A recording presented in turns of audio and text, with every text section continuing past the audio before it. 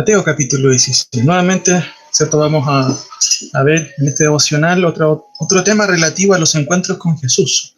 En este caso, el caso de Pedro, pero en una segunda ocasión. Recuerden que el primer tema que vimos sobre esta miniserie, si se puede decir, de encuentro con Jesús, el primer caso que estudiamos fue el de Pedro. En este caso vamos a ver Mateo 16, del 13 al 20. Yo le voy a dar lectura a usted. Por favor, sigan ahí con su vista para que también podamos tener claro qué es lo que el pasaje nos está diciendo y después comentar algunas enseñanzas que se derivan del mismo. Dice la palabra del Señor: viniendo Jesús a la región de Cesarea de Filipo, preguntó a los discípulos diciendo: ¿quién dicen los hombres que es el Hijo del Hombre? Ellos dijeron: unos Juan el Bautista, otros Elías y otros Jeremías o alguno de los profetas. Él les dijo: ¿y vosotros? ¿Quién decís que soy yo? Respondiendo Simón Pedro, dijo: tú eres el Cristo, el Hijo del Dios viviente. Entonces le respondió Jesús: bienaventurado eres, Simón, hijo de Jonás, porque no te lo reveló carne ni sangre, sino mi Padre que está en los cielos. Y yo también te digo que tú eres Pedro, y sobre esta roca edificaré mi iglesia, y las puertas del Hades no prevalecerán contra ella. Y a ti te daré las llaves del reino de los cielos. Todo lo que atares en la tierra será atado en los cielos, y todo lo que desatares en la tierra será desatado en los cielos. Entonces mandó a sus discípulos que a nadie dijesen que él era Jesús el Cristo. Bueno, en términos concretos, hermanos, aquí notamos preguntas bastante inquisitivas de parte del Señor, concretas, ¿cierto? Hay varios tipos de preguntas. Estas son preguntas, obviamente, de conocimiento. El Señor quiere saber qué es lo que piensan las personas acerca de Él, pero también específicamente qué es lo que ellos, sus discípulos, pensaban acerca de Cristo.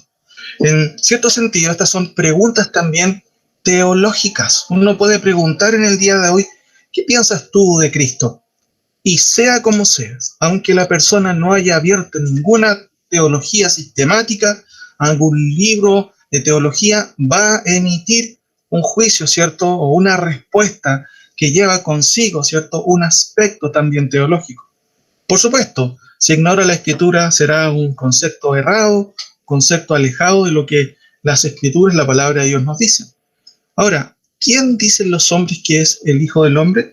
Nuestra Biblia, ¿cierto? Acá dice: unos Juan el Bautista, otros Elías, otros Jeremías o algunos de los profetas. Sin embargo, Jesucristo quiere saber qué es lo que ellos pensaban acerca del Señor. ¿Quién decís que soy yo?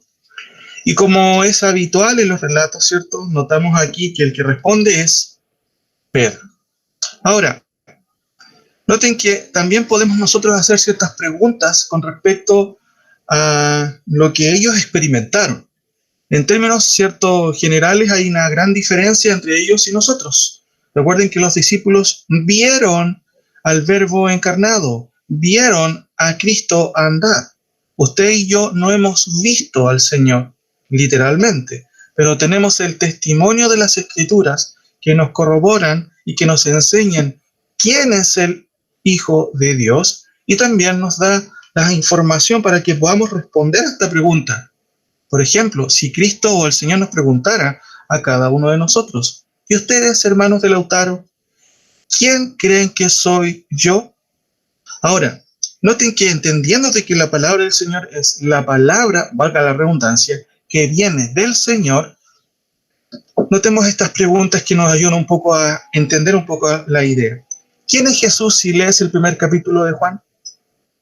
Esto es muy interesante. No puedes llegar a la conclusión de que Jesús simplemente es un nombre cualquiera. El primer capítulo, de hecho, de Juan es tremendamente profundo, y por eso que en muchos casos se enseñan en los seminarios e institutos por separado. ¿Por qué? Porque Juan trata de explicar en sus primeros capítulos mucho del contenido, ¿cierto?, teológico que incluye la esencia de quién es Jesús. Por eso, una buena pregunta es: ¿quién es Jesús? Si lees el primer capítulo de Juan, no puedes llegar a la conclusión de que Jesús es simplemente un hombre. ¿Quién es Jesús si lees el primer capítulo de Hebreos? Nosotros estudiamos la epístola a los Hebreos completa, ¿cierto? Si se acuerdan ustedes. Si notan ustedes en los primeros versículos, no puedes llegar a la conclusión de que Jesús es un simple profeta o que es un ángel, como algunas sectas creen. No puedes llegar a esa conclusión.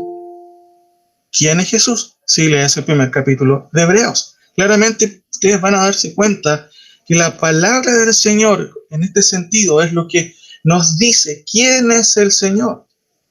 Otra pregunta, ¿quién es Jesús si lees las epístolas de Filipenses? Si se acuerdan, el capítulo 2, por ejemplo, tremendo capítulo que expone la realidad de la humillación y la exaltación de Cristo. Ahora, ¿quién es Jesús si lees el libro de Apocalipsis? Claramente uno va a concluir en el libro de Apocalipsis que Cristo no solo es el que da la profecía, sino también es el Señor que viene por su iglesia y que también en juicio, ¿cierto?, vendrá claramente en lo que se conoce como el día del Señor. Entonces, son preguntas muy interesantes que nosotros podemos hacernos y que nos ayudan un poco a salir de este, diríamos, agnosticismo que muchas veces está en las personas. ¿Quién es Jesús? No se puede saber. Claro que se puede saber. Ninguno de nosotros sin duda ha visto al Señor, pero la palabra del Señor está en medio de nosotros y por eso es importante que podamos estudiarla. Eso es lo que tratamos de hacer cada miércoles y cada domingo, poder aprender de la palabra del Señor para conocer quién es nuestro Señor. Ahora, la respuesta de Pedro en el versículo 16 es muy interesante. Tú eres, y aquí hay dos cosas que él dice, el Cristo, que significa el Mesías o el ungido, con ello también, ¿cierto?, implica la vocación de parte de Cristo como Rey y como Señor. No es solamente una expresión. Versículo 16. Respondiendo Simón Pedro, dijo, tú eres el Cristo, el Hijo del Dios viviente. La primera declaración entonces es un reconocimiento de quién es esta persona. No es cualquier persona, no es un profeta simplemente. Tampoco es Juan, no es Elías, ni mucho menos Jeremías. Es el Cristo. ¿Quién es el Cristo? Desde el punto de vista del Antiguo Testamento, del Nuevo Testamento, es el Mesías o el Mashiach, como dicen, ¿cierto?, los hebreos. El ungido. Habitualmente se ungía a alguien en el Antiguo Testamento para una función especial. Cristo ha sido ungido por el mismo Dios para una función única, ser Salvador, pero también ser Señor. Ahora, el concepto de el Hijo de Dios viviente es muy interesante porque esto incluye varias ideas. El Hijo de Dios, en sí esta frase, hay que entenderla desde el punto de vista del Nuevo Testamento. Es muy diferente, ¿cierto?, cuando alguien dice, tú eres hijo de. Ahora, por esta razón, hermanos, es muy, muy importante en las Escrituras, las genealogías. Si usted puede darse cuenta, en el mismo Mateo capítulo 1, no voy a leer todo, pero noten que en el capítulo 1 es tan importante mencionar la descendencia, obviamente, del Señor. Dice en el capítulo 1, versículo 1, libro de la genealogía de Jesucristo, hijo de David, hijo de Abraham, y así empieza una sucesión, ¿cierto?, de antecedentes, diríamos, que tienen que ver justamente con la descendencia del Señor Jesucristo. Abraham engendró a Isaac, Isaac a Jacob, y Jacob a Judá y a sus hermanos. Judá engendró a Tamar, a Fares, y así sucesivamente. ¿Por qué razón? Porque la forma en que tenían los judíos para autentificar la identidad de alguien no era un root como tenemos nosotros, sino era la descendencia de quién era hijo. Muy interesante que Lucas y Mateo comparten diferentes perspectivas de lo que es la descendencia. Ahora, si podemos resumirlo de esta manera, lo que esta frase quiere decir, cuando Pedro expresa muy bien, ¿cierto?, estas palabras, es lo siguiente. Primero, tú eres verdaderamente el Hijo de Dios. ¿Se acuerdan que en el capítulo 14 de Mateo, no Juan, de Mateo, capítulo 14, versículo 33, los discípulos, ¿cierto?, después de que Pedro estaba hundiéndose, y eso es lo que vimos en el primer devocional de esta miniserie, si se puede decir, de encuentros con Jesús, después de haber sido reprendido por el Señor, los discípulos en aquel momento dijeron, entonces los que estaban en la barca vinieron y le adoraron, diciendo, verdaderamente eres Hijo de Dios. ¿Qué quiere decir eso? Jesucristo, ¿cierto?, está siendo aquí catalogado como el Hijo de Dios. En este caso, su divinidad está siendo subrayada. Habitualmente, ¿cierto?, en el contexto del primer siglo, ser hijo de incluía tener las características de su progenitor. Por supuesto, hermanos, Dios, el Hijo y el Espíritu Santo conforman lo que conocemos como la Trinidad. No es que el Hijo de Dios, ¿cierto?, sea menor que Dios, como también algunos piensan. El Hijo de Dios es una frase técnica en el Nuevo Testamento para señalar que Cristo es el Dios mismo. Ahora, si podemos preguntarle a los demás apóstoles cómo es que ellos concibieron este concepto y que Pedro también lo grafica aquí con esta respuesta, tú eres el Cristo, el Hijo del Dios viviente, encontramos lo siguiente en el Nuevo Testamento. Hebreos 1:2 dice que Cristo es el resplandor de su gloria. Es como si el autor dijera a Cristo, tú eres también el resplandor de su gloria. ¿El resplandor de quién? ¿De la gloria de quién? De la gloria de Dios. También Hebreos, ¿cierto?, añadiría a Cristo, tú eres la imagen misma de su sustancia. Son frases que de una u otra manera están describiendo que Cristo no es, en cierto sentido, una copia falsa de Dios, sino que es su duplicador, si puedo usar ese término, pero de la misma esencia. Por eso que el autor de Hebreos dice, tú eres la misma, ¿cierto?, la imagen de la misma de su sustancia. Estudiamos esos conceptos que son profundos. Si preguntamos a Pablo, ¿qué le diría a Cristo si Cristo le preguntara? Pablo respondería, tú eres la imagen del Dios invisible. Y también Pablo añadiría, tú eres igual a Dios. Como claramente Filipenses nos dice, el que siendo, ¿cierto?, igual a Dios no estimó el ser, para la redundancia, igual a Dios como cosa a que aferrarse. ¿Cuál es la respuesta de Pedro? Claramente aquí, dos conceptos que son, obviamente, y que tienen una carga, hermanos, tremenda teológicamente hablando. Tú eres el Cristo, el Mesías esperado, el ungido, el Rey y Señor, pero además eres el Hijo del Dios viviente, el que vive aún y está, de hecho, presente con nosotros en ese sentido. Ahora, un versículo controversial. Noten por favor la respuesta del Señor Jesucristo en el versículo 17. Entonces le respondió Jesús, bienaventurado eres Simón, hijo de Jonás, porque no te lo reveló carne ni sangre, sino mi Padre que está en los cielos. Eso no es, obviamente, el versículo controversial, sino lo que añade el Señor Jesucristo en el versículo 18. Y yo también te digo que tú eres Pedro, y sobre esta roca edificaré mi iglesia, y las puertas del Hades no prevalecerán contra ella. Y a ti te daré las llaves del reino de los cielos, y todo lo que atares en la tierra será atado en los cielos, y todo lo que desatares en la tierra será desatado en los cielos.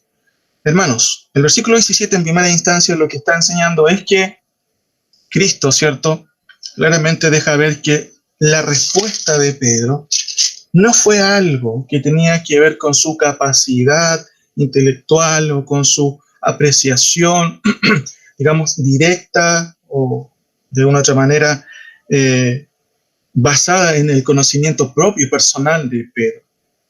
Dice el Señor Jesucristo, bienaventurado eres Simón, hijo de Jonás, porque no te lo reveló carne ni sangre, sino mi Padre que está en los cielos.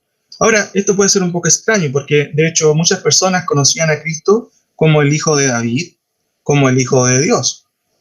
Pero la declaración de Pedro, hermanos, no es simplemente una declaración de tipo informativa. Pedro está expresando desde el corazón lo que él llegó a creer. Por eso que en ese sentido, no cualquiera persona puede decir que Cristo es el Señor. De hecho, Pablo en las epístolas a los Corintios dice que no cualquiera puede llamar Señor a menos que sea por el Espíritu Santo. Y con eso no está diciendo que nadie puede pronunciar el hecho de que Cristo sea el Señor, porque está incluyendo la verdad de lo que incluye creer que Cristo sea el Señor. Ahora, notemos un poquito algo que tiene que ver justamente con lo que es este versículo 18. ¿Por qué controversial? De acuerdo al Concilio Vaticano II, y especialmente a la doctrina católica, lo que se hace de este versículo, ellos interpretan algo muy diferente a lo que el mundo evangélico interpreta. Ellos creen que, de acuerdo al versículo 18, el Señor hizo a Simón la piedra principal de la iglesia, que le entregó las llaves de ella, como claramente dice el texto, que lo puso como cabeza del colegio, ¿cierto?, obispal o de pastores, si se puede decir, que Pedro fue el primer papa y que con ello el papa es el sucesor de Pedro en una, digámoslo así, sucesión interminable. ¿Es esto lo que enseña este versículo?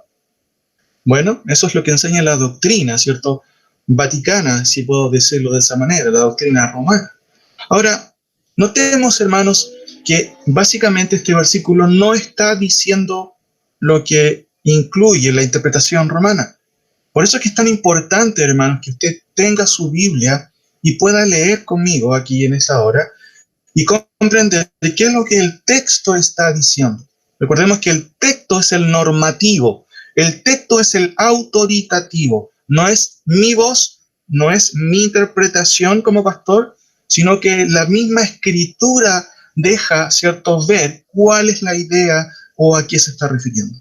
Si te pone atención, dice el versículo, entonces le respondió Jesús, bienaventurado eres Simón, hijo de Jonás, porque no te lo reveló carne ni sangre, sino mi Padre que está en los cielos. Eso es lo primero, decantar o clarificar que si Pedro desde el corazón, con credibilidad, dice, bueno, tú eres el Cristo, pues, nadie más puede hacerlo, tú eres el Cristo y además eres el Hijo del Dios viviente.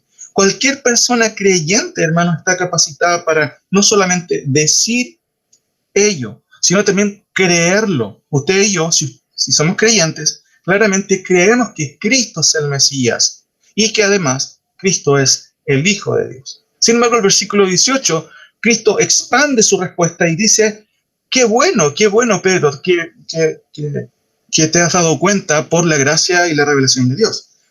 Y agrega algo el Señor. Y yo también te digo que tú eres Pedro y sobre esta roca edificaré mi iglesia y las puertas del Hades no prevalecerán contra ella. Notemos dos cositas que son muy importantes. La palabra Pedro en el texto griego es la palabra Petros.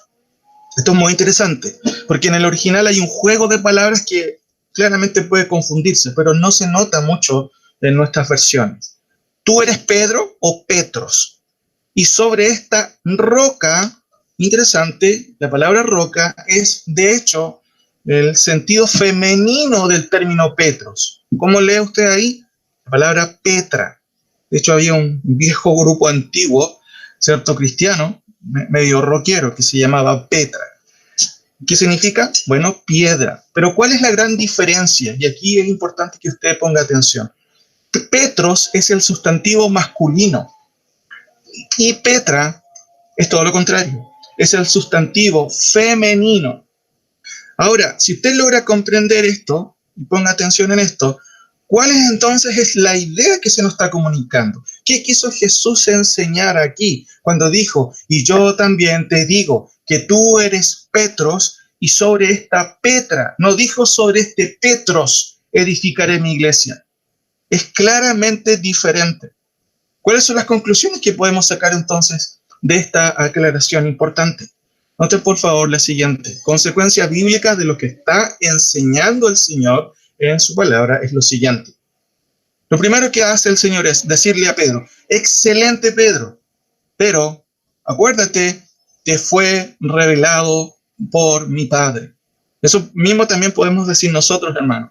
Si hemos conocido al Señor, si nos hemos arrepentido, si hemos creído en el Señor, eso solo se ha debido a la gracia de Dios que ha revelado o se ha revelado por medio de la gracia en nuestros corazones y nos ha despertado de lo que la palabra también nos enseña, que en este caso es la muerte espiritual. Por eso podemos ver, por eso podemos escuchar su palabra y tenemos cierto interés de escucharla. Excelente, Pedro, pero se te fue revelado. Segundo, Tú eres una piedra pequeña, porque de hecho eso es lo que también significa el concepto de Petros, piedra pequeña.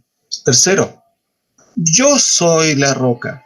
Eso es lo que está diciendo el Señor Jesucristo. No está diciendo que Pedro sea la roca y el fundamento de la iglesia.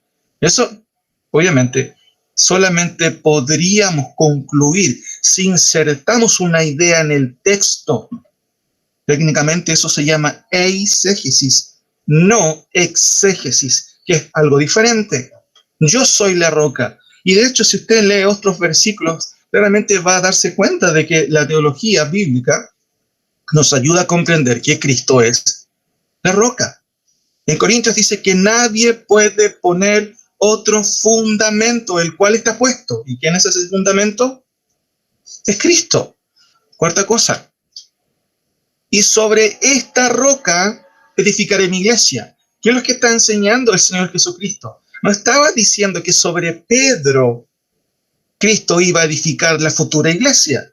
No, estaba diciendo que sobre él mismo, el Señor, el Salvador, la iglesia iba a ser edificada. Por supuesto, hermanos, esto es casi de perogrullo, ¿cierto? ¿Cómo podría estar fundamentada la iglesia? ¿Sobre un hombre? Pedro era un hombre, sin duda era un apóstol, discípulo del Señor, qué privilegio fue, pero al fin y al cabo era un hombre. No puede estar fundada la iglesia sobre un hombre, pero sí sobre la roca. ¿Y quién es la roca? En este caso, el término Petra señala a Cristo. Y sobre esta roca edificaré mi iglesia. Quinto, nadie en Cristo perecerá. ¿Qué significa eso? Cuando el Señor dice, y yo también te digo que tú eres Pedro, y sobre esta Petra, o sea, sobre mí mismo, dice el Cristo, edificaré mi iglesia, y las puertas del Hades. El Hades es un término, ¿cierto?, que se usa en el Nuevo Testamento en donde van las almas que no han creído, los incrédulos, es la cárcel, ¿cierto?, que da paso después al infierno. Por eso la importancia de creer en el Señor, hoy, no mañana, de creer en Cristo, de creer justamente en el Evangelio. Dice el texto, y las puertas del Hades, que es una forma, ¿cierto?, muy interesante de señalar, no prevalecerán contra ella. ¿Qué significa? Que nadie en Cristo, hermanos, perecerá. Nadie en Cristo, porque recuerden que no se trata de la iglesia, se trata de Cristo. La iglesia es el cuerpo de Cristo. Somos parte de la iglesia, somos hermanos unos con otros, pero la cabeza de la iglesia es Cristo y al mismo tiempo la fortaleza y la salvación está en Cristo. Recuerden, y en ningún otro, dice el autor Lucas en Hechos, hay salvación, porque no hay otro nombre dado a los hombres en que podamos ser salvos. ¿Quién es ese nombre? El precioso nombre de nuestro Señor Jesucristo. Sexto, a ti te doy las llaves del reino. ¿Qué implica esto? La responsabilidad de disciplinar. Ese es uno de los sentidos. Aquí no hay una prerrogativa, digamos así, papal, que Cristo dio a Pedro en ningún sentido.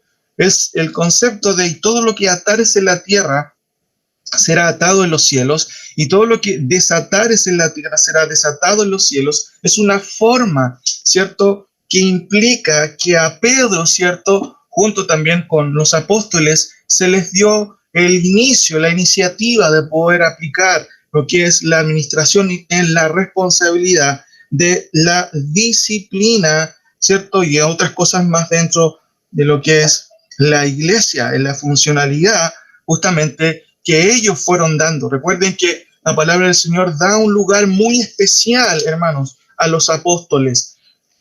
Efesios capítulo 2, 20 dice, cuando Pablo enseña a la iglesia de Éfeso, también a la de Lautaro, ¿cierto?, edificados sobre el fundamento de los apóstoles y profetas, siendo la piedra principal del ángulo, ¿quién? ¿El Papa? No, Jesucristo mismo. Eso es lo que dice Pablo en Efesios capítulo 2, versículo 2. En ese sentido, entonces, entendemos lo que el Señor estaba queriendo decir. Ahora, hermanos, y para terminar este devocional, una buena pregunta que podemos hacernos en esta ocasión, ¿cierto? Ahí tenemos las consecuencias directas, ya las observamos de lo que el Señor está diciendo. Pero esta pregunta para mí es muy interesante. ¿Quién es Cristo para usted? Esto no es una pregunta de tipo informativa, es una pregunta relacional. Cuando el Señor pregunta a Pedro, hermanos, aquí, ¿y vosotros quién decís que soy yo? ¿Se acuerdan que nosotros veíamos en el devocional anterior el caso de María? ¿Cómo es que ella hacía de Cristo no una persona ajena? Ella habló de a dónde han puesto a mi Señor. Por eso la pregunta es, ¿quién es Cristo para usted? ¿Quién es Cristo para ti? No, si sabemos que es el Señor, uno podría responder, ¿cierto? Pero la pregunta va más allá de la información. Tiene que ver con la relación. ¿Tiene usted alguna relación con el Señor? Hermanos, esto es lo importante. No sacamos nada con entender lo que dice la palabra, si no tomamos en serio lo que ella nos dice. Veíamos, ¿cierto?, en uno de los temas de nuestra serie sobre una salvación tan grande que no todos son hijos de Dios. Todos son criaturas de Dios, pero no todos son hijos de Dios. Por eso la pregunta importante en esta hora es, ¿quién es Cristo para usted? Bueno, yo espero que Cristo no solamente sea un personaje importante, histórico, un maestro, un profeta, sino que cada uno de nosotros pueda decir y llegar a la convicción de que Cristo es mi Salvador y mi Señor.